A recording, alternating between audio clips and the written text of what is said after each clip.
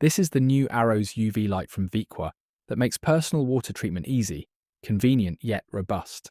Inside the box comes the UV chamber, controller, and manual. One cool feature is that the controller and UV chamber are together as a single unit. On other systems, the chamber and controller were separate, as seen here. The Arros has a much more sleek look. A second feature on the Arros is the inlet and outlet are streamlined, making installs aesthetically pleasing with a smaller footprint.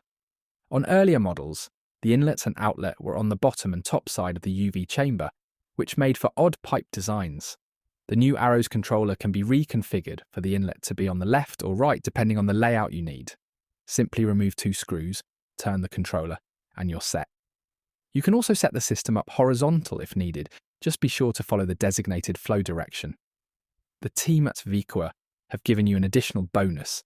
The UV quartz sleeve and lamp are one piece, making the annual change-out and inspection a breeze. To swap out the UV lamp, raise the lamp connector, turn it clockwise, unthread the UV lamp, install the new one, and reseat the lamp connector.